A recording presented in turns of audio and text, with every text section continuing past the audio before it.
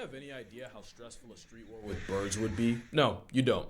Because you don't live in Tokyo. Tokyo has a gang problem. The problem is the members aren't human and can fly. At one point, there were more than 36,000 crows crowding the eastern capital, thanks to the massive amounts of trash produced by the city each year. Crows are basically monkeys minus thumbs, but with unlimited airtime, and its corvids, along with others like ravens, jackdaws, and magpies, make up the smartest group of things with wings on the planet. Smart enough to use cars as nutcrackers, only to collect when the walk sign's on, and smart enough to memorize garbage routes for different parts of the city, just to snatch trash before the workers do. But a habitual feather menace won't just wait for you to trash it, as Tokyo crows have robbed people to steal their loot. Oh my god, it's like coming after people. Oh my god! Candy, and have even broken into classrooms to raid lunchboxes. They'll also storm zoos for a living lunch, often in the form of kidnapping baby prairie dogs and ducklings. Not to mention they'll attack livestock, pecking at the udders and causing cuts that can lead to infection. That is if they don't just bleed out. In 2017, Tokyo's government received over 600 complaints of civilians thrashed by the aerial urbanite, with most coming in the spring, their nesting season. Which brings another problem. Crows nesting in utility poles have caused blackouts, and using fiber optic cables as material has brought down entire broadband networks. Oh no, they're going after the fiber? No! Hundreds of millions in yen are spent each year removing nests, with the Hokuriku Electric Company stripping 15,880 in 2018. Yet somehow the crows seem to shake it off. How?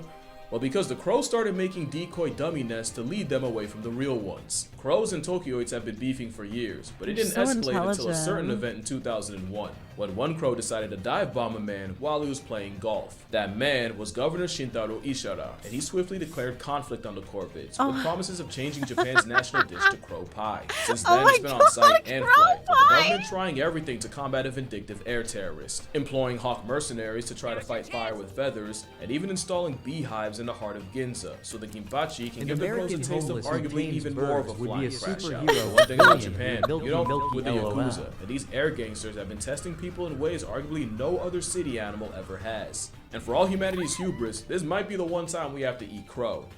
And not in the way that Chiji had in mind. So how did a bird manage to humble a nation the most since the Emu War of 32? Because at least emus are damn near dinosaur size. Well, like almost everything else, it started with our garbage. Tokyo produced I am reverbing. I know why. Wait, give me a second. I know why. I'll fix it right now. I'll fix it. And in 1994, the government switched from black plastic bags for curbside pickup to semi-see-through calcium carbonate options. The intent was to reduce environmental impact, but the consequence was the scavenge happy could now see what was in the bags and had a much easier time finding takeout. In recent years, Tokyo has seen a rise in bears and boars commuting into the city for trash. Oh my god! I saw like but according to a wildlife management study, out of the 10 major invasive species, it was crows that caused the highest percentage. Oh my god! Really? When I was in Japan, I saw a lot of videos in the news of boars. Crows in Tokyo aren't invasive. People just hate them off principle. But if just liking trash was the only barrier of entry, Japan would have more problems than a flying black Air Force. The problem is, crows had a counter for almost everything thrown at them. First is that crows have great memories and they're too intelligent. They're too intelligent. In 2006, remember that year, the University of Washington conducted an experiment where 7 crows were trapped and eventually released by people wearing scary masks. Not too long after, study leader Professor John Marsloff was strolling the campus with a mask when 47 out of the 53 crows he encountered violently rejected to his presence. Each following year, the number of vindictive on-site campus crows grew and peaked in 2013. Even though at this point, they'd only see the mask twice a year for a few hours, and especially even though most of the the crows on the guys. offensive weren't even alive at the start of the study. It wasn't until September 2023 that the harassment eventually stopped, and it probably wasn't even that they forgot, just that it took 17 years for them to drop the vendetta. There's also the implication that crows can communicate so well that even those born after the study can instantly tell which mask meant bad. So yeah, that memory is good for more than just garbage routes. You do wrong by a crow, you're screwed for a very long time. Oh my god. Which Tokyoites have learned the stressful way. One man, Hiroshi Takaku, saw a couple of his colleagues being attacked by a few crows and fended them off by swinging his belt. The crows backed off, but the next day, they returned to work to find hundreds of crows posted up on their building of business, waiting for them. So safe to say, conventional extermination look at that! Learn the look of the workers doing it and will mob Holy them shit, on site. Japan has a massive issue.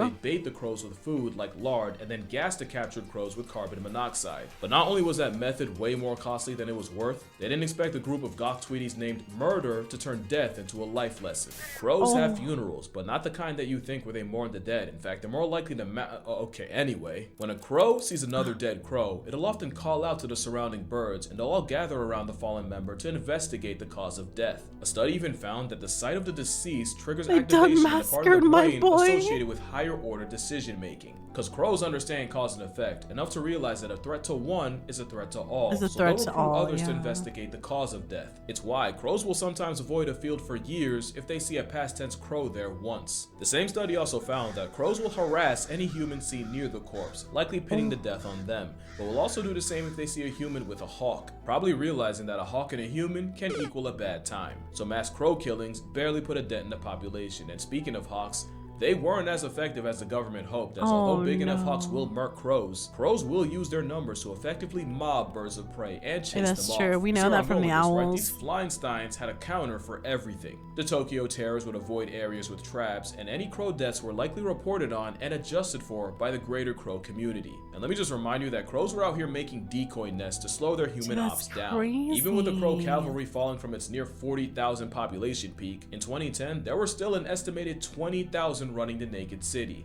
causing the government to get even more creative. This is how bad it got. Tokyo had researchers studying more than 10,000 different crow sounds and isolating the specific sound they make in response to a predator, and playing those calls on loudspeakers near trash sites. Basically what pilot whales do to orcas, Japan had to resort to with a bird. But really, the only thing that made a difference was regulating the very problem that caused it. People started covering their trash with blue protective tarps, and Utsunomiya University professor Shui Sugira because in Japan they do leave the trash out like this, but it's only for a small amount of time. It's when it wouldn't work. Many places like restaurants in Ginza pivoted to having their garbage collected at night instead of the crow's prime time of late morning. But by far, the most effective measure was just making less trash in the first place. Tokyo's 3.52 million metric tons of trash in 2001 was cut down to 2.45 million in 2024. Eventually, the crow numbers would start to chip away, and in 2026, the population is only 20% of its peak 2 decades ago. That was the only way a trash terrorist was going to be beat, as bird experts noted that the traps would only work on younger, dumber crows, and that the birds even figured out how to work around the protective tarps. But some experts worry that the war isn't over, that it's only a matter of time before the next wave of street-smart crow fiends rise up again. Crows are just too smart to be defeated by conventional methods, because crows are not a conventional bird. In fact, they might have the most unconventional form of self-defense. Crows are the biggest trolls in the animal kingdom, and I don't think it's close. But what if I told you the rage bait's strategic?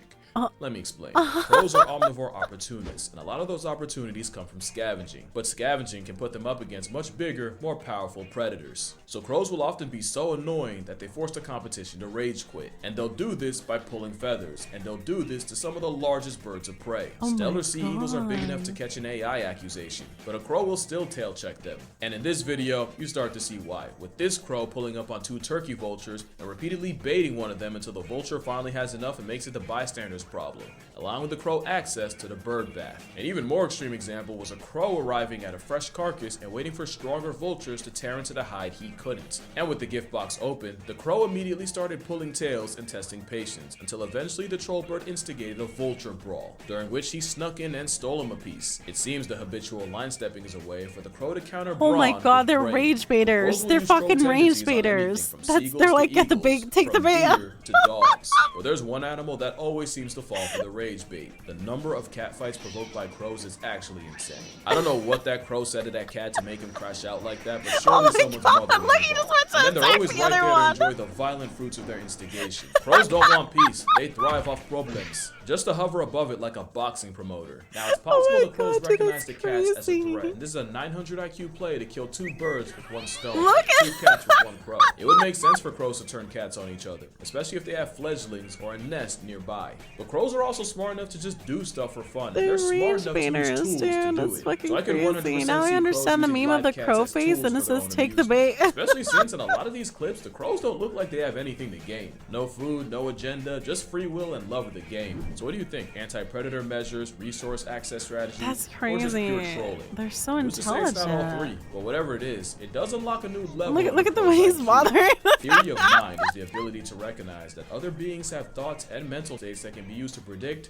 or even manipulate behavior. Here's a quick test. Let's say person A puts a sandwich in the office refrigerator, but then person B comes along and takes the sandwich out the fridge and puts it in a pencil drawer.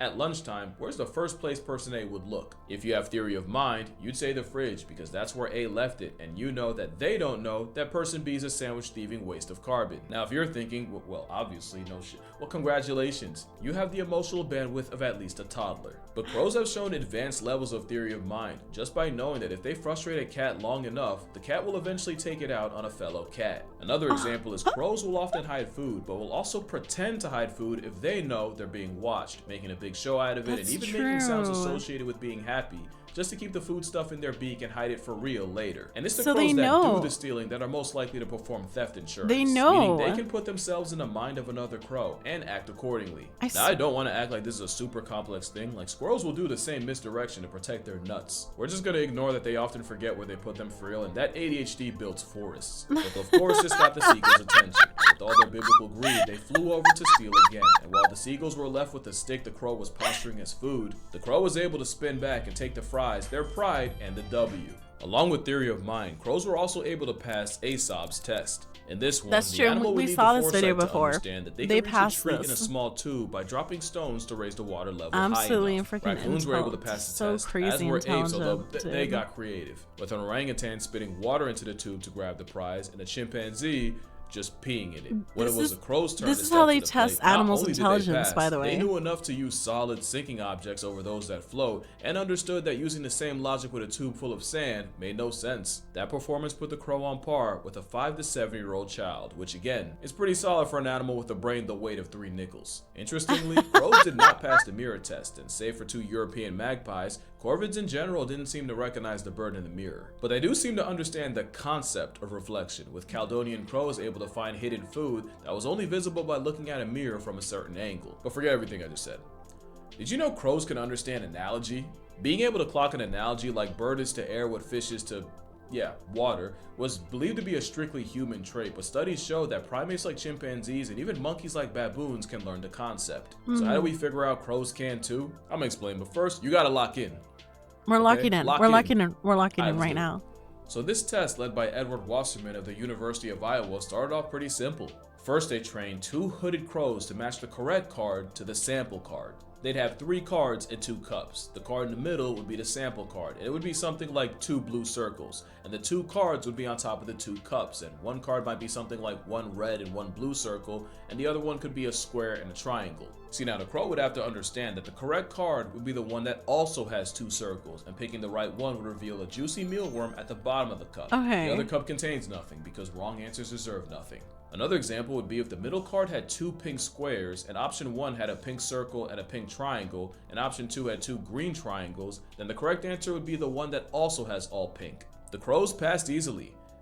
But that wasn't the experiment. That was the warm-up. Because I just described identity matching to sample, IMTS. The real test would be if they could solve relational matching to sample, or RMTS. RMTS basically means if the sample pair is AA and your options are BB and CD, then the right answer would be BB. You would pick BB. If the sample was CD and your options were EF and GG, you'd pick EF. See, now that's analogical thinking, because AA and BB aren't literally the same, but they are in terms of the relationship the letters in the pair have to each other. So right here, the crow would have to understand that because the sample card has 2 different samples, then the card with the reward would also have 2 different shapes.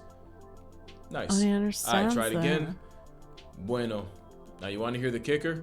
They were not trained to do this. They got this on the first try. They went straight from IMTS to analogical thinking, completely on their own. We're still talking about crows here. And Wasserman said it. It'd be one thing if they were brute forced into learning, but the fact that they were able to reason their way into the right answer on the fly, you almost have to reevaluate how smart you think they are. And that's why you're not ready for the crow revolution. Their greatest weapon is their mind, and you can get wrecked purely off of pattern recognition. Lisa Joyce was attacked by crows during a 4th of July celebration in Vancouver. What was weird was, out of the hundreds of people outside, Lisa was the only victim. The harassment only got worse to the point where she had to change her commute because a literal murder would be waiting for her outside on her way to work. After weeks of avian abuse, she stumbled across a local Facebook support group with women talking about their crow trauma, and other than, you know, being they don't like her because she's blonde. Lisa noticed all the women had one thing in common. They all had long blonde hair.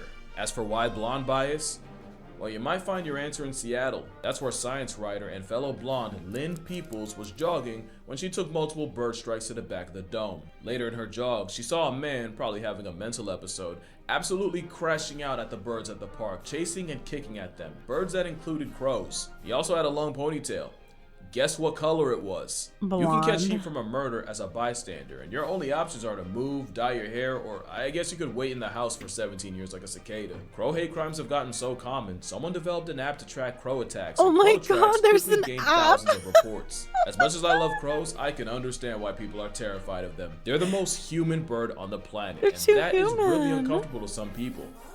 Well, let me make it worse. Because corvids like crows, but especially ravens, have had a relationship with wolves that is eerily familiar. You see, corvids will scavenge off wolves' leftovers, but often it's the flying dry snitch that leads the pack to them in the first place. In return, the wolves seem to tolerate the birds picking at the meat once the wolves have ripped it open. But it's not just a business relationship, as ravens and crows have been seen playing with wolves in Yellowstone, sometimes grabbing sticks to play tug-of-war, or sometimes even flying above the wolves. That's why the raven and the wolf, the birds seem to especially favor playing with wolf pups, and naturalists watching swear by corvids having emotional bonds with specific members of the pack. Not to mention Caledonian crows, you know, the ones that pass the tube test, can not only use tools, but they'll build them, like with multiple steps. That's like crazy. If you give a Caledonian a box with food and a bunch of sticks, but none of the sticks are long enough to reach the prize, the crow has the presence of mind to combine multiple sticks to retrieve the treat. That kind of compound tool use basically puts them at primate tier. So let's see. Yeah, that's actually use tools, hold grudges, wage straight up war, befriend wolves, understand analogies. Yeah, either they're the humans of birds or they're almost like they're human. Primates. And that's probably the biggest reason why people fear them. For this video, drink water, hug your mother. I for one welcome our imminent avian overlords, just for anyone watching. Acknowledge your father, and I'ma see y'all in the next one. Avian overlords. I like crows, but now I kind of gotta question them. I've never been done wrong by a crow though. But that's a little too human. What if humans just what if they just become crows or something like that? I don't know. The most unfair. Well, we're gonna go through all of them because these are all new to me. They're all new to me. Alright, let me see.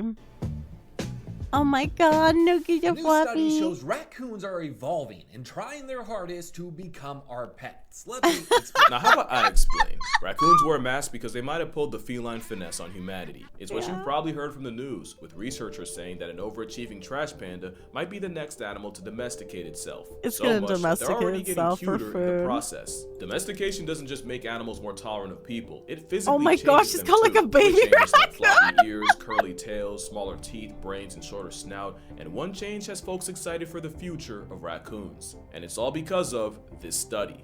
By combing through 19,000 raccoon portraits posted to iNaturalist, the study concluded that the urban raccoon snout size was shorter than their country cousins by 3.6%. Possibly because shorter snouts with stronger bites are better at chewing through our trash, and that trash might be how this all started. What people forget is domestication isn't just brute force by humanity. It's The good that you're animal cleaning your has to make house, the and first move. it's good that you're taking a Dogs, break that too. move was early wolves scavenging off human leftovers, a habit that favored less fearful, less aggressive wolves. Without their love affair of our food, we wouldn't have dogs, and arguably no animal loves our trash more than a recycle ninja. The shiesty cat is a survivalist on steroids who easily adjusted to life in the city, pivoting from foraging from 9 to 5 to dumpster dive, and leaving trees for chimneys. Raccoons have hands, free will, and the intellect to use both, which can lead to a sugar bandit hitting a lick on a donut shop and slipping away to do it again. That is, when they don't use the direct approach of just asking for it. Mind you, Stealth Eyes have great memory. She just made a regular for life. They'll take free rides from anywhere, literally. There's more than one case of ringtail commuters taking trains, like when a raccoon hopped on a Toronto GO train headed halfway down Ontario, or when another tried hopping on a subway in Spadina Station. Raccoons aren't just built for the city, they're forged by it, and all our efforts to slow them down might have just made them smarter. Toronto spent $31 million on raccoon-proof green garbage bins in 2016, designed specifically to keep the veiled vermin from your trash.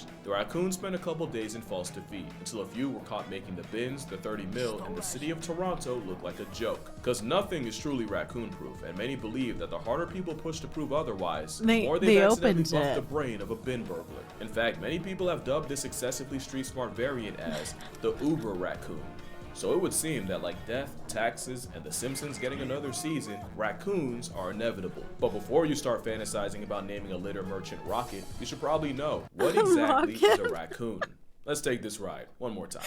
With Order Carnivora, there's a team cat and a team dog. Team cat feliform has, well, cats, wildcats, hyenas, the mongoose mafia, and a bunch of mammal cats made out of spare parts like the binturong and the fusa. Team dog caniformia has the canines, along with bears, pinnipeds, mustelid crash outs like the honey badger, skunks, and of course, the raccoon. A bear is a dog? The raccoon family is Procyon. Oh no, they're team that dog, family my bad. has members that you may not have heard of before, like the ringtail, actual name, the kakamisle. Every time I see it, it feels like the first time. The kinkajou, no, kinkajou, aka the honey bear. But by far, my favorite raccoon cousin is not a moonwalking dinosaur.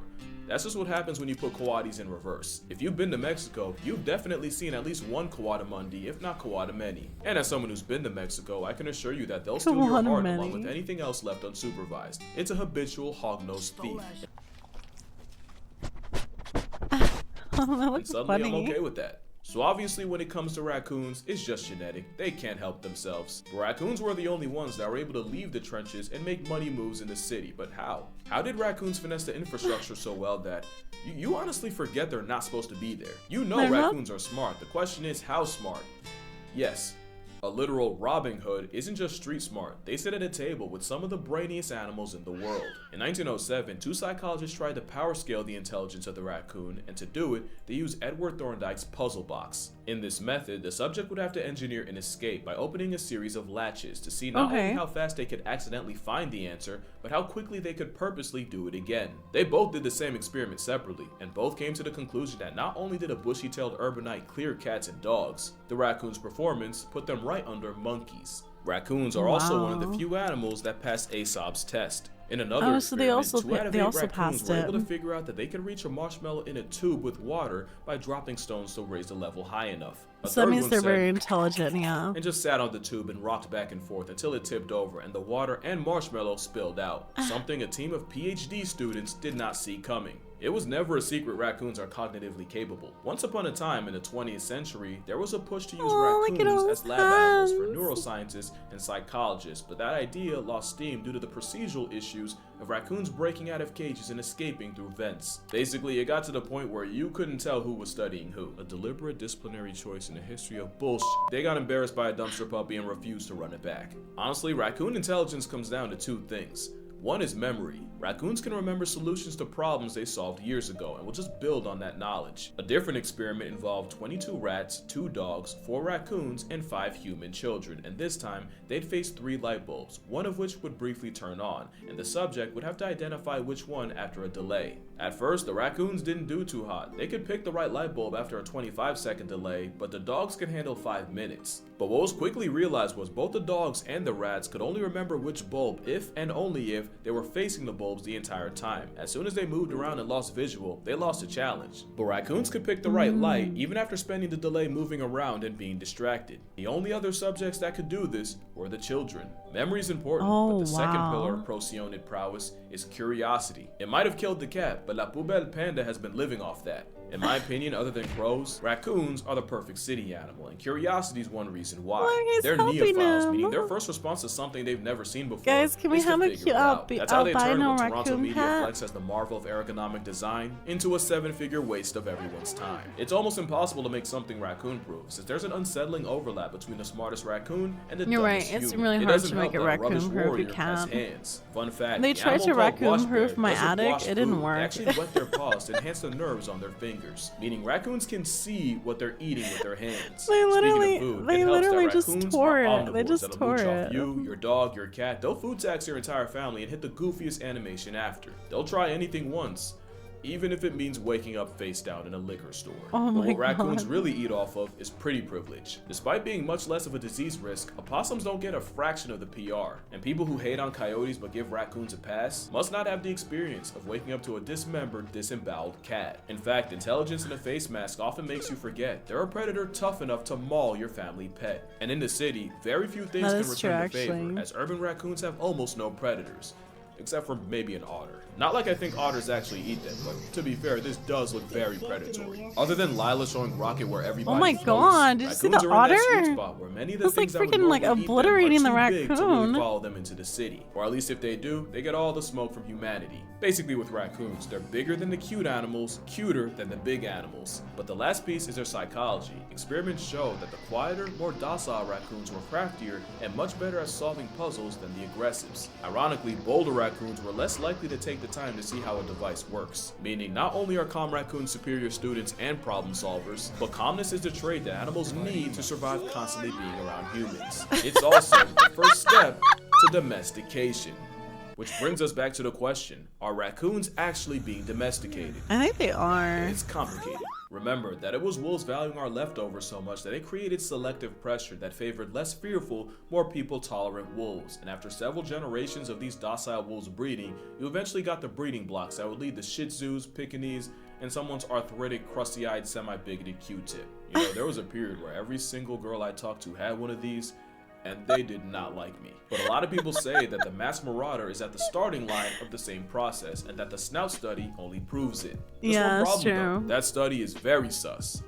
For a number of reasons. They used images that were uploaded by random people to iNaturalist, meaning I could have snapped a raccoon and thrown a pic up there and they might have ended up in the study. And then to avoid, I guess, duplicates, they limited the image contribution to 1 picture per person, which cut the picture pool from over 100,000 to just Common under raccoon. 20,000.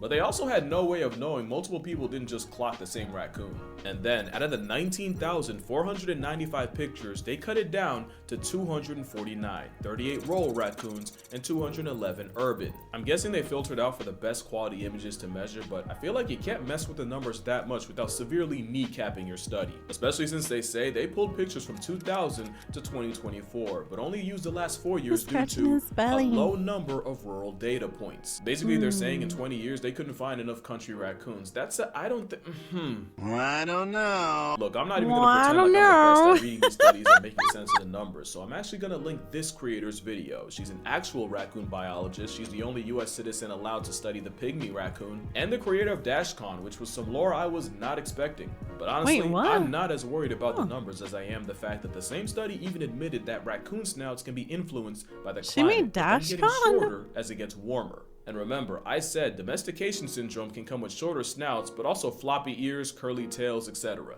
So they took one trait that arguably could be caused by the I climate. don't know what that I also is. forgot the way they did it. Some of the rural raccoons were actually living in urban areas. Again, I'm gonna plug Nessie's video. I feel like she did a much better job at dissecting this study than me, but the more I looked at it, the more it looked like an undergrad statistics project. Oh, than it an was a actual raccoon Tumblr study. convention? Which it actually Why was might it a be. I'll get to the disaster? real reason I'm making this video. I know I just pissed off a whole bunch of people by killing their raccoon reveille, but the thing is, I'm not saying raccoons aren't domesticating themselves.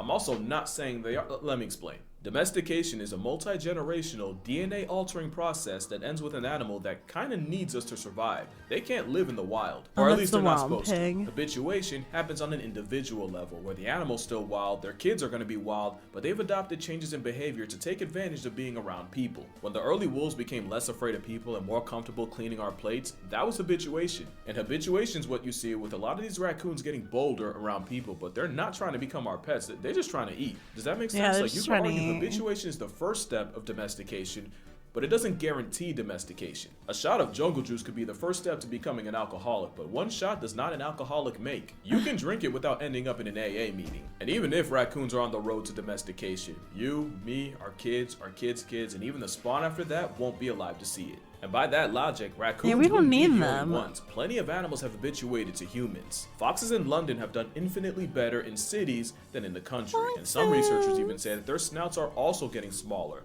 as rooting through trash has selected for shorter snouts with stronger bites to break through packages and bones. Oh, And I black bears in see. places like Aspen, Colorado will regularly commute from the woods into the city to scavenge trash at night. That's and true, they've bear also gotten issues. really bold about it, even breaking into houses and raiding Oh my fridges.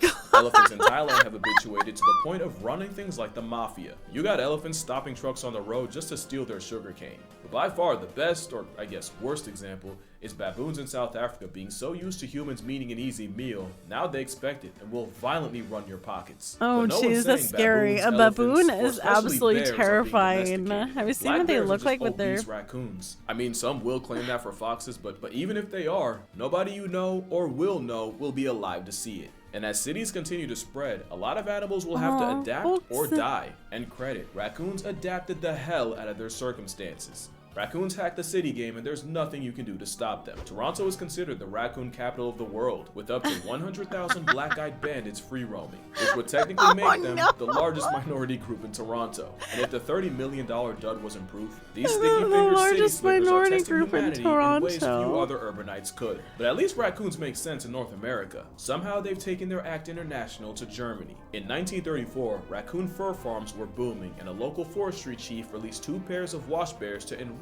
the environment. The result was the raccoon population blew up, and not just them, because years later, a bomb obliterated a farm near Berlin, allowing 30 raccoons to escape, and today, there's an estimated 1 million rogues roaming the country. 1940s Germany yet still did not see that coming. The most outrageous origin story is how they ended up in Japan. You see, after the 1977 Rascal the Raccoon anime, raccoons became all the rage. So much that Japan was importing over 1,000 a year to satisfy the demand for pets. And thanks to raccoons being some of the worst pets you can have, if they weren't released into the streets by owners, they escaped and invaded the cities anyway. If they could have just taken the time to finish the anime, they probably would have gained the insight that could have avoided all of this. Instead, Japan has been at war with an unknown number of raccoons, who aren't just costing millions of dollars in damage a year, they've done an absolute number on the already endangered Japanese salamander, while also severely outcompeting the very ironic looking raccoon dog. They the can't raccoon keep getting away dog, with it's this. Tanuki. But it's not all good for the raccoon. Oh my Habituation god, can be he's a so problem for them fat. too.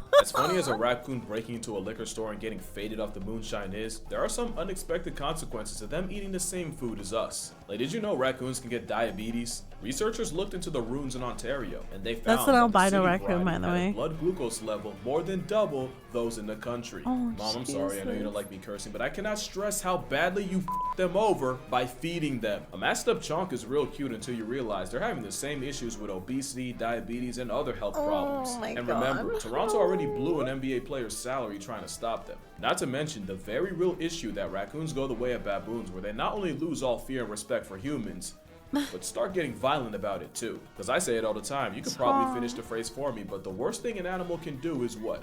Lose its fear of humans. Because while the original raccoon might seem far from extinction, there's another raccoon on the brink that you may not have even heard of. Because there's actually 3 species of raccoon. You got the famous common raccoon, but also the crab-eating, or South American, because they don't even eat that much crab, but also the Cozumel, or pygmy raccoon. You remember how I said Nessie's the only US citizen that's authorized to study them? Well, she's seen firsthand what habituation, especially tourism, has done to them. They look while like I was sitting home monkeys. working on this video, she had to deal with a couple Cozumels that died due to habituation, likely due to the malnutrition of eating tourist trash. It's sad that there's only a couple hundred of these walking travel-sized trench coats left, with, other than habitat loss, parasites and disease being some of the main reasons why. Reasons that definitely are not helped by being fed junk by tourists. But probably the biggest problem is that most people don't even know they exist. Like, if you look up Mexican raccoon, Google will probably acknowledge the coati before the Cozumel. And it's getting to the point where if we don't lock in, like, now, the whole Cozumel raccoon community is gonna get canceled. That would really suck, because I literally just found out about them last year. So to make a long story short, raccoons aren't domesticated they're very themselves. extinct. And if they are, it's like, no they're more very... than baboons, bears, or foxes. And if they are, it'll be many, many generations before anyone sees it. And honestly, I don't think the scientists reporting on it were trying to be misleading, because again, it technically could be domestication, but I feel like news outlets saw domestication and kind of ran with it. And then people saw that news and immediately started thinking they'll have raccoons and pet stores in their lifetime. That's not the case. And you don't want it to be. I'm not kidding when I say a raccoon as a pet will have you hating the species, your life, and everything about it. Imagine an adorable but incompetent contractor that does awful work and then demands food after. That is reliable to mangle your cat. Also, it's not good for the raccoons either. I can show you a graveyard full of raccoons that started as pets. And hot take, all exotic pets are bad. Okay, but I feel like opossums as an option are way more chill. Like, who's ever been punked by a possum? And skunks are a low-key sleeper pick, like I'm not kidding, they might get a video next. But yeah, instead of obsessing over bringing raccoons into our house, we should probably try to save them while they're still out. And that's gonna do it for this video. Shout out to Nessie for helping me with this video while fighting the good fight. She's currently in an undisclosed location in Cozumel trying to save the pygmy population. Yeah, she's trying to save the pygmy population. Also, shout out to Newsflare. Newsflare. A lot of the clips used in this video were licensed through them, so yeah, definitely recommend for finding clips for your projects. Also, I just want to say, I'm not an expert in this. Like, don't think of me as a teacher, more like a student sharing his work with the class. That's if you funny. disagree with me, I have no problem with healthy discourse in my comments. In fact, I actively encourage it. Just don't be like weird about it. You know what I mean. Drink water, hug your mother. Stop feeding! Is this on? Hold on. Oh my god, they're so fat! Jesus Christ! Tell a friend about the Cozumel. They really need the PR. Say what's up to your pops, and I'm gonna see y'all in the next one. Oh my god. Like, why are they so fat, dude? Oh, he's playing for them. And they like music. They'll probably just be like, boss, where's the food? Boss, where's the food? Yeah, they're like, it's true that like there's a lot of them that get super fat, dude. I don't think so, because internet historians, not memes, like, or it's a little bit like more like serious things.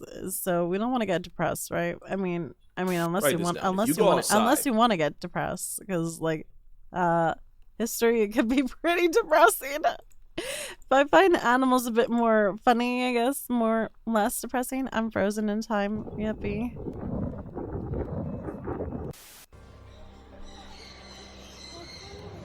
Unfrozen hell. What the hell is that? Don't be scared. He's just a baby. What do you mean he's just a baby? Close your eyes and visualize the most disrespected animal on Earth. Now open them and apologize for not thinking of the living laundry lint. You don't respect this dinosaur nearly enough. Many people have never seen this flying fossil, or they have and never wish to ever again. The world would be a legitimate horror movie without them, yet this creature and its kind are still very much maligned by humanity. But you'll see why. The first two videos pretty much sums up our relationship with them, especially when you let it play all the way. I told you, just a baby.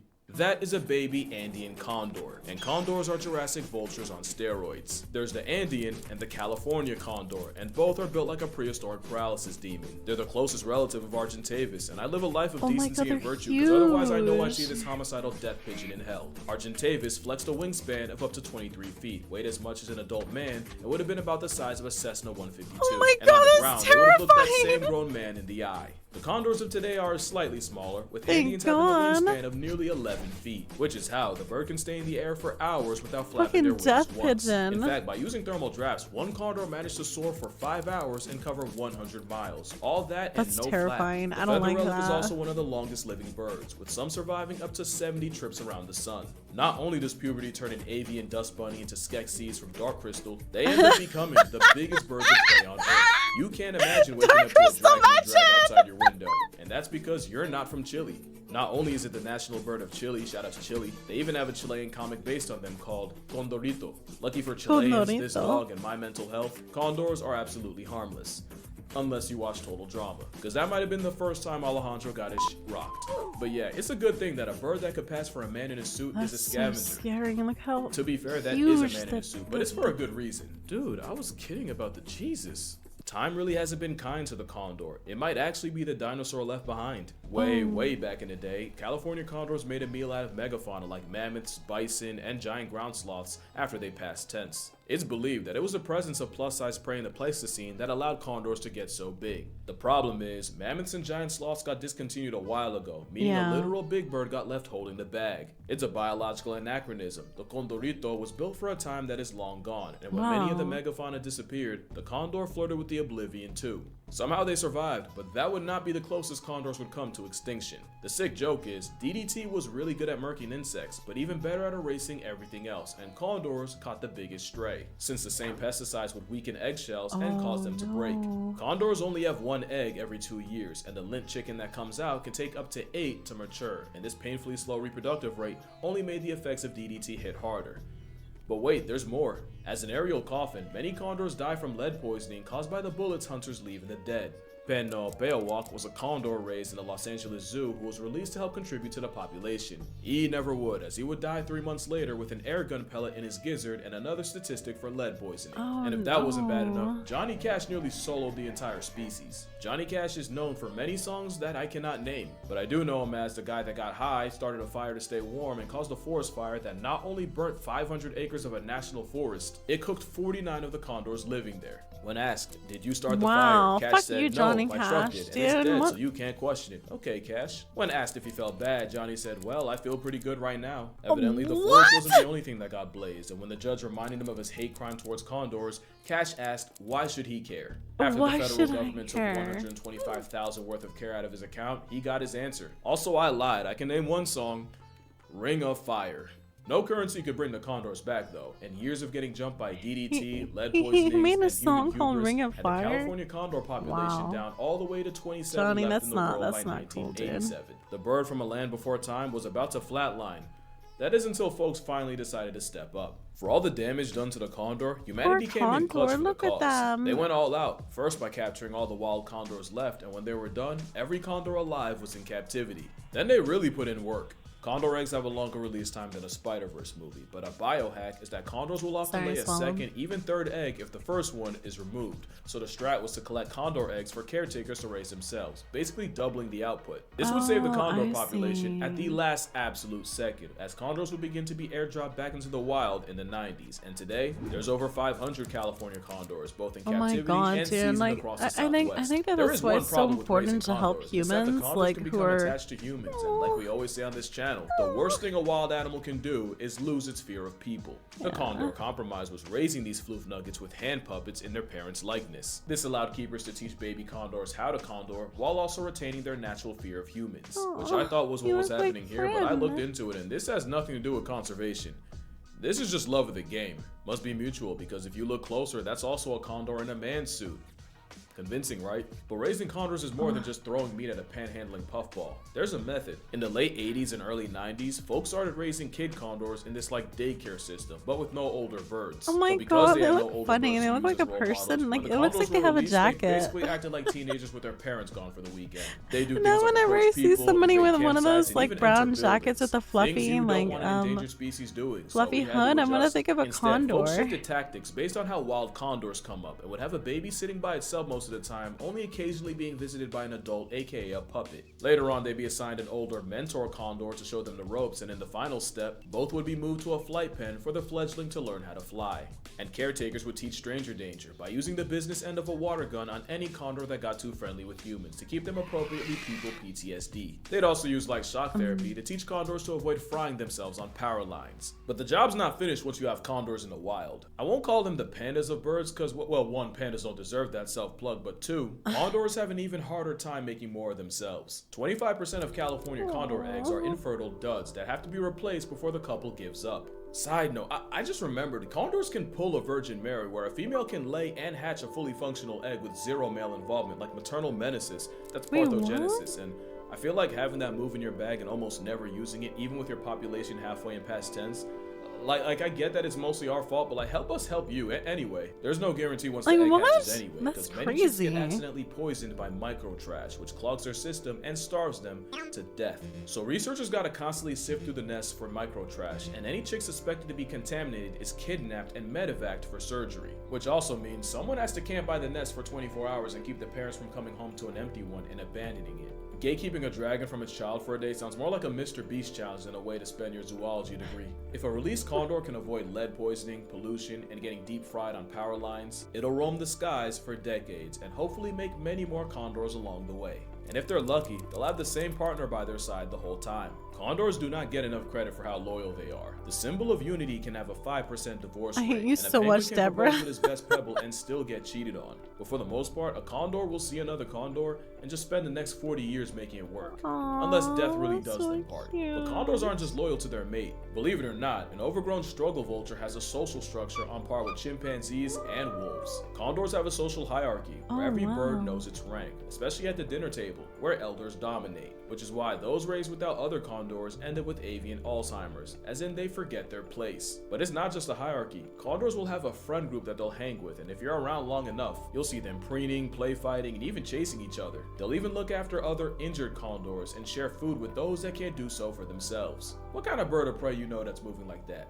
The social butterfly nature is why we had to put on the hand puppets in the first place. When I said condors can get attached to humans, we're talking about a commitment lasting years. Eduardo is an Argentinian cattle farmer who found an injured condor on his property and helped bring the bird back to health. Now, every once in a while, the condor visits a man that saved him as a thank you and even tries to preen him. But to me, the wildest part is the condor didn't imprint on Ed because it eventually went back into the wild instead of following him around, so this venti vulture is actively going out of its way to see him.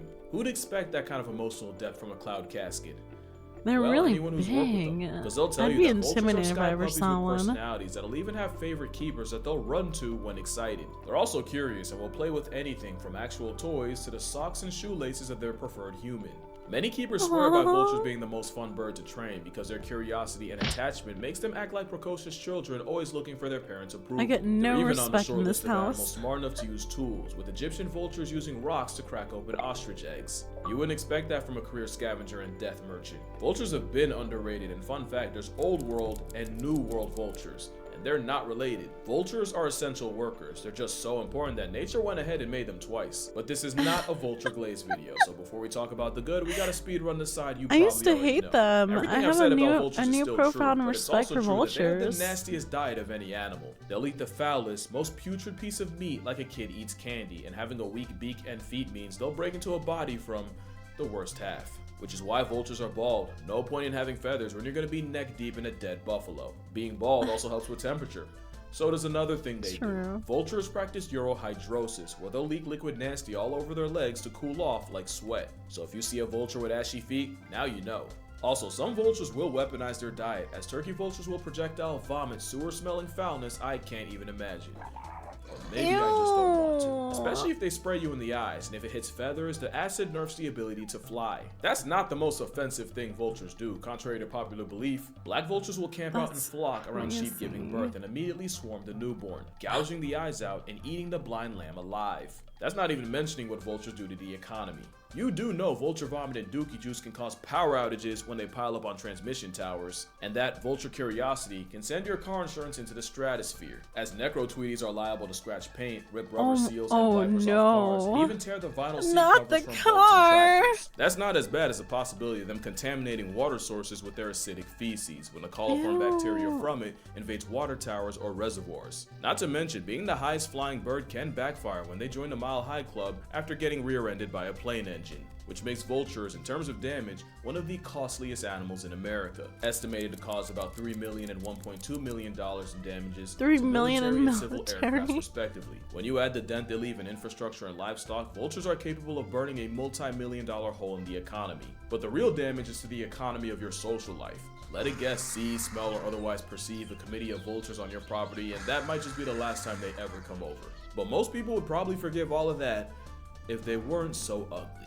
So it's not hard to see how people see a vulture and see nothing but a nuisance. Well, vultures have no business being as OP as they are. Many animals have powerful digestive juices to eat carcasses, but no animal can match a Hades chicken's internal fortitude. Vulture's stomach acid has a pH lower than 1, meaning they can destroy toxins like anthrax and cholera that would one-shot almost anything else. Botulism is considered the most potent natural substance on Earth, as the toxins produced by bacteria attacks the body's nerves, causing muscle paralysis, difficulty breathing, and even death. Let alone the fact some people pay to put that in their face. The vulture's nervous system is resistant to that same bacteria and can also tank the same bacteria that can cause tetanus and gangrene with zero effects. Not to mention, when they're knee deep in death and decay, leaking liquid on their legs not only cools them, it acts as an antiseptic that kills bacteria on contact. Vultures are what that 0.1% of germs are afraid of, and pathogens like tuberculosis, salmonella, leprosy, and even rabies meet their end in a vulture's gizzard. Which is a big deal because if you watch this video, another plug, but you know rabies is the disease that scares me the most. The idea of a disease rewiring your brain chemistry for the worse while also making you afraid of water, something that is non-negotiable if you want to live, haunts me. Rabies buries an estimated 70,000 people a year, and with the most common cause of cases being dog bites, it's most destructive in areas with a large stray population, like India. But there's two things India did that gave rabies the green light. First was them criminalizing euthanizing stray dogs, but the main reason was a complete accident. Diclofenac was a drug used as a painkiller and anti-inflammatory for cattle, but that same drug also caused fatal kidney failure in the vultures that ate them. This did an absolute number on the vulture population, with many species cut down by 99%. Not only was it one of the fastest collapses of a bird species, the consequences of the sudden disappearance of nature's cleanup crew was predictable, as the number of rabies cases skyrocketed. And you remember what I said about vultures in the economy? Well, the free fall of the vulture population likely led to the deaths of 500,000 people and an economic loss of 70 million, ooh, that's a comma, $70 billion. From 2000 to 2005. But don't think it's just India that benefited from a scavenger stimulus package. Anthrax outbreaks are a semi-common occurrence in places like Kruger National Park in South Africa and Virunga National Park in the Congo. They're actually extremely important. That contain more hippo than pool, and these outbreaks can kill up to 100 hippos at a time. Not only that, but these outbreaks can reach humans, as in 2011, over 500 cases of anthrax poisonings in humans were reported after 80-something hippos died of the same. Now imagine the carnage if you didn't have bald-headed equalizers clearing the disease for the free. Like I said, there's a reason nature thought vultures were so nice they made them twice. Vultures also contribute to society in less dramatic ways, as in the 1930s, the Union Oil Company of Texas started putting mercaptan in natural gas, and with turkey vultures often gathering around the smell, they'd use the birds as markers to locate gas leaks. Vultures also act as an alarm bell for illegal poaching activity, as them circling over an area is like a Batman this we signal know for very park well rangers. from movies. Fortunately, that has also made them a target for poachers, who purposely try to poison them. Poison them or kill them. Vultures have no answer for is humanity. So they won't get in trouble. You do not respect vultures nearly enough, and I take back what I said about them being ugly. Good guys The griffin vulture always mocks have any been. eagle you can think of. The bearded vulture is like a Pokemon fire type come to life. The king vulture is just an ethereal specimen of a bird. That is, if you can ignore the chesticle situation. And oh, my sweet baby boy, if there are no condors alive, just know that I have died. And that's gonna do it for this video. Make sure you drink water, hug your mother, put some respect on the vulture's game. Shout out to this comment Dude, for making actually me make crazy. this video. Like, they're Acknowledge your father, see y'all. They're really in the next fascinating. I didn't know any about this about vultures.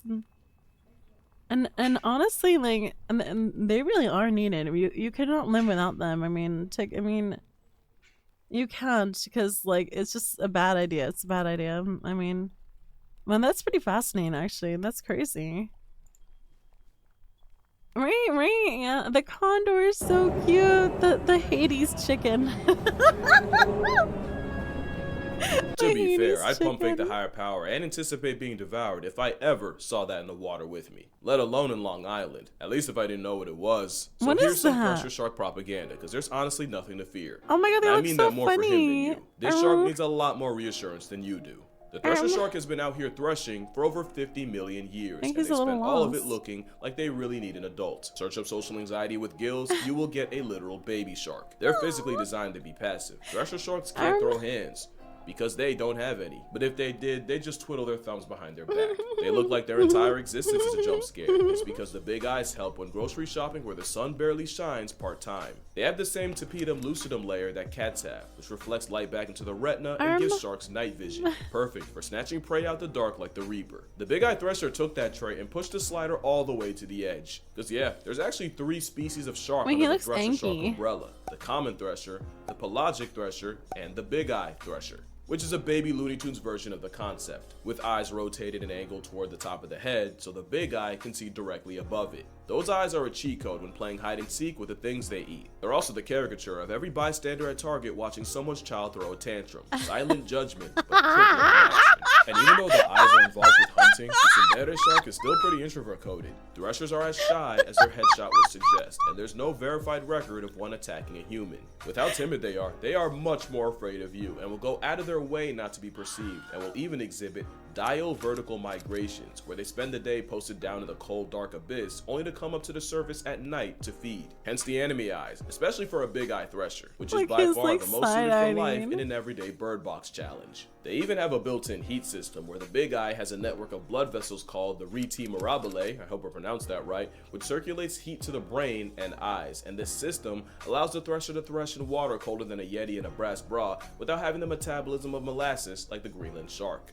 They wait 150 years to get laid. Nothing about them is fast. In fact, they might as well be the opposite. Where threshers have big eyes for sight, Greenland sharks get blinded by a parasite. And where Greenland sharks are often found where there's polar bears around, threshers can be found in waters worldwide, like under the Atlantic Beach Bridge. But most importantly, where Greenland stomachs have been found with seals, polar bears, and allegedly a human leg, a thresher shark is almost physically incapable of biting you. Their eyes are so big it somehow distracts you from the fact that they have a tiny mouth and some baby-ass teeth too. It's like they were built to be non-confrontational, with teeth that can only really grief small fish and squid. A mini mouth to go with social anxiety, with a mama I true up face. Now a shark is a shark, and nature didn't cook for longer than Saturn's had rings just to make a shark that couldn't defend itself. But it isn't the teeth. It's the 50 Shades of Grey cosplay a normal person would call a tail. That tail is a lot longer than you think, and it's for slapping the absolute daylights out of prey with a nearly 10-foot whip. That tail hits harder than the job market for a comp sci major, and one hit can incapacitate multiple fish. And once again, that tail is a lot longer than you think and can slice prey clean in half. Threshers slap prey so fast, it boils the water around them and creates cavitation bubbles. Cavitation bubbles are small pockets of pure chaos that are thousands of degrees and release incredibly destructive energy when popped. It's the same science the pistol shrimp uses to knock prey straight off the mortal plane, and these bubble nukes mean thresher sharks don't need a direct hit to life deprive multiple fish. The process is pretty insane to witness. Scientists studying them say it's one flick of a tail, followed by a mess of ruptured swim bladders and broken spines. Oh my which god. the thresher shark immediately eats. Don't let the kawaii guppy distract you from the fact that if you're a fish, the thresher can demote you to flesh confetti in 2 camera frames. But the thresher can also package 12 years of prejudice on a person with one hit. There are legends of fishermen messing with a thresher until it swung its tail and took one of their heads off. Now, do I believe a grown man genuinely got his shit smacked smooth off? Not really, but the same power slap Pokemon that's eternal night-quilled at fish and even some birds. Like, yeah, they will bird strike Tweety right out the air. Could easily knock your teeth out and probably break your neck. But again, there isn't really a record of a thresher shark attacking a person, and if there is, yeah, they're not like interested in doing If you make that. a shark that looks like a kid caught with a DS under the pillow at 2 a.m. choose violence, you ask for it in everything but writing. He's just a shy shark, but he's not the shy. That's a shy shark. Haplobephorus edwardsii is a type of cat shark, also called a happy eddy. The Haplobephorus genus has 3 other species: the plain happy or the brown shy shark, the pretty happy or the dark shy shark, and the natal shy shark. The happy chappy, and the happy eddy's more common name is the puff adder shy shark, named puff adder due to sharing the venomous serpent's skin pattern. But it's also been called the donut because their personality is the polar opposite. When the puff adder shy shark gets scared, it'll curl itself into a ring and cover its eyes with its tail. That way it protects its vital organs and makes the shark harder to swallow. It also makes them virtually invisible off the fact that if they can't see you, surely you can't see them. Yeah. Or they'll just play If dead they can't and pray see that you, whatever you triggered surely it can't loses see them. interest. To be fair, it's not for no reason. Happy Eddy is a crazy name for a shark that gets bullied by everything. Bigger sharks like 7 gills will prey on them, and fur seals have been seen using shy sharks as chew toys. Worst part is, a lot of times the fur seal play session only gets interrupted when a kelp gull steals a shark just to eat itself. The shy shark basically gets passed around like a baton at the Oppression Olympics. Scientists studied the sharks in False Bay, and if they didn't get their heads ripped off by a fur seal, or swallowed whole by an avian antichrist, they just end up discarded as a lifeless corpse back into the sea. They also get marked by fishers, who tend to see them as a pest. Which is why the puff adder shy shark isn't just shy, it's endangered and only found in waters off South Africa. And to be honest, he should be shy and scared, but not nervous, because we already have one of those. I feel bad for the nervous shark. Even its Latin name couldn't resist throwing astray, which means the shark essentially gets called a punk in multiple languages. There's nearly 200 species of shark that can be found in Australia, and the nervous shark seems to be the only one who knows it, as they're incredibly shy and timid. Nervous sharks are notoriously difficult to get on camera, because most won't let you get close enough to try, which means this is one of the few times where the prey is infinitely scarier than the predator, as nervous sharks have been known to eat venomous sea snakes. That same shark requires the mannequin challenge just to be perceived, because any small movement or even the click from a camera sends them swimming off into the abyss. It's actually not uncommon to see them in a group, or a shiver as it's called, but let one lay an eye on you and the whole show will go ocean incognito. And with all they do to social distance from us, it makes sense that almost every picture of them taken was against their will. So imagine what it's like to be a blue shark. Blue sharks look like they were told a dirty joke years ago and are still shocked as hell at the punchline. Like the thresher, blue sharks have big eyes to help with hunting and clocking prey in the dark, since the predatory pinhead does most of his work at night. And like many sharks, blues use counter shading, meaning if you're looking at them from above, the blue roof blends in with the blue from the abyss. But if you're below them, the white underbelly disappears in the light from the sky. But it's possible the color-coded camouflage is for hiding from more than just prey. In 2012, dive operator Chris Follows was leading a group a little off Cape Town as usual, with a group of 10 blue sharks pulling up on the bait Chris had set. Chris was a 20-year dive veteran at this point, so this wasn't new to him, or at least it wasn't until a big male fur seal spawned in and tore one of the sharks in half and started feeding on its abdomen. He then eviscerated another shark, and for dessert, he bisected a third. The seal savaged 5 sharks in a row until Chris eventually shoved off, but it's likely the seal clutched a 1v10 with very little effort. As insane as that was, if Chris had a nickel for every time he watched a shark get murked by a seal, he'd have 2 nickels. Because in 2004, he watched the first seal chase down a blue shark, toss it into the air, just to disembowel it and eat his stomach and liver. So forgive a predatory Poindexter if he looks like he's constantly afraid of getting his lunch money taken. It's actually one of the reasons blue sharks aren't super common in aquariums. They're not super hard to feed and house, but they often get bullied by tank mates like bull, gray reef, sandbar, and sand tiger sharks. And by bullied, I mean the blue sharks got eaten alive in front of a live viewing audience as soon as it got introduced to another species. And they have the habit of brushing against tank walls until they rub their skin raw and die of an infection. Who would have thought that a shark that can travel thousands of miles in a year essentially self-destructs in a fishbowl? But they're not as neurotic as a nervous shark. They've been nicknamed blue dogs for apparently having the personality of a puppy. The same fish that would get shoved into a locker at shark school is inquisitive and will investigate human divers, where they'll bump you and prod you, but not like in a predatory, intimidating way, but the way a toddler might try to get your attention while you're on the phone. Now, I don't want to do the whole sea puppy thing because a blue shark will bite the goodwill out of you, but mostly in the same way a squirrel bit me as a kid, mostly by accident and largely by my own actions. In their defense, there have been 13 recorded blue shark bites on humans in history, with 4 deaths. On the other side, the blue shark is the most heavily fished shark, with up to over 80% of the sharks dying as bycatch being blue sharks, meaning millions of these sharks get murked by people a year, and most of them are just a casualty. Clearly the blue shark can't catch a break, which might be why they have to personally screen any human in their area. But if you're looking to get in the water with sharks for the first time, you can't really go wrong with a pretty blue. And not just because they're as close to harmless as a torpedo with teeth can get, but because you're almost guaranteed to get a picture like this, or this. Maybe even this, or my oh my fucking days, what am I looking at? What the fuck is that? Is that his asshole? Oh, that's George. The Port Jackson shark is named after Port Jackson to Sydney Harbor, and that was named after Sir George Jackson. The Port Jackson shark is a harmless cinnamon roll of a predator, unless you're looking at it from the front, or if you step on them, because their dorsal spines are believed to be venomous. Though if you have the heart to step on this shark, you deserve the consequences. Especially because there's not really a case of a Port Jackson attacking a human, and I say not really because of what went down in 2011, which wasn't really an attack more than the Port Jackson clamping its mouth around a Victoria man's leg. But it wasn't hard enough to draw blood, and the man was still able to swim away with the shark attached. What a weird so it's more mouth, like the shark version of an ankle bite, I mean a child hugging your leg. That is the closest a literal cuttlefish gets to violence. They don't even bite in the traditional sense. PJ sharks have smaller, pointed teeth in the front for things like small fish, and flatter teeth in the back to crush mollusks, and you can actually tell the age of a shark based on the type of teeth you find more of in their mouth. They also have some of the weirdest eggs I've ever seen. I know that kind of came out of nowhere, but I didn't know how to transition to the topic, and I could not let this slide. Whoa, that's it looks like weird. a screw, because that's exactly what mothers do. They'll screw the egg into rocks, coral, or any crevice so it doesn't get dislodged later. Unfortunately, that doesn't stop other fish or even other Port Jacksons from uncovering the eggs and slurping the egg yolk out like an amniotic go-gurt. But the main reason I'm bringing George up is because they're so cute it actually makes me angry. I guess that's just cuteness aggression. They're just like I little aggressively guys, want to protect dudes. this shark at all costs. Now again, I don't want to push the sea puppy thing because I believe that could be just as bad for sharks as demonizing them. But the PJ makes that real difficult with the fact that they can form genuine bonds with people. Rick Anderson is an Australian diving instructor who's been in a nearly decade-long relationship with a shark. Rick met her as a 6-inch freshly hatched Port Jackson pup while leading a diving class. According to him, he just wanted to show his students how friendly the sharks could be and coaxed one of them onto his hand so he could give her a pet. In return, the shark showed Rick just how committed a she-shark can be, as she'd be attached to him ever since. Even as a 6-foot adult, she'd actively ignore and swim past other divers just to get her cuddle time with Rick. And no, he never fed her, he never even gave her a name yet, like a homing pigeon. If he was in the water, she'd find him. A beautiful story. For a shark so adorable, you could just take one and put it in your pocket if they didn't grow to the size of an NBA point guard. Luckily, there's a shark for exactly that, and you'll never guess its name.